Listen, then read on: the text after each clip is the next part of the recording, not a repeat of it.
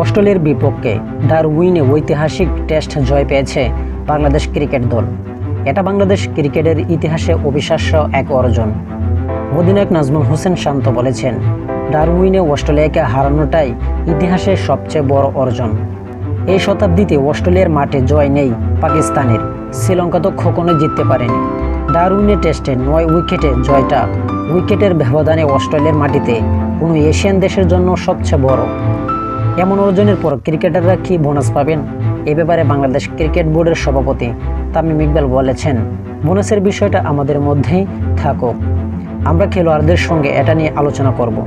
বিসিবির সভাপতি আরও বলেন, বাংলাদেশ ক্রিকেট বোর্ড হিসেবে আমরা খেলোয়াড়দের এই অর্জনে অত্যন্ত গর্বিত। আশা করি বাংলাদেশ ক্রিকেট এখান থেকে আরও এগিয়ে যাবে। এই জয়টি আন্তর্জাতিকভাবে একটি বড় বার্তা দেবে। এটা শুধু একটি জয় নয়, একটা শক্তিশালী বার্তা। আমরা সবাই খুব খুশি। টেস্ট চ্যাম্পিয়নশিপের বর্তমান চক্রের পয়েন্ট টেবিলে এখন 4 নম্বরে আছে বাংলাদেশ। এবারের চক্রে ঘরের মাঠে ওয়েস্ট ইন্ডিজ আর ইংল্যান্ডের বিপক্ষে 2টি করে টেস্ট আছে। এছাড়া দক্ষিণ আফ্রিকার মাটিতেও তাদের বিপক্ষে 2টি টেস্ট খেলবে বাংলাদেশ।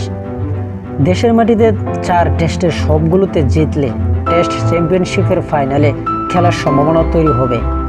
তামিমও আশার কথাও শোনালেন, তারা যেভাবে খেলছে তাতে যে কোনো কিছু সম্ভব। আমি খুব বেশি দূরে চিন্তা করতে চাই না, এটা টিম ম্যানেজমেন্ট ও খেলোয়াড়দের কাজ, আর এটা নিয়ে ভাবতে হবে। আশা করি যারা টি স্পোর্ট গ্যালারি চ্যানেলটি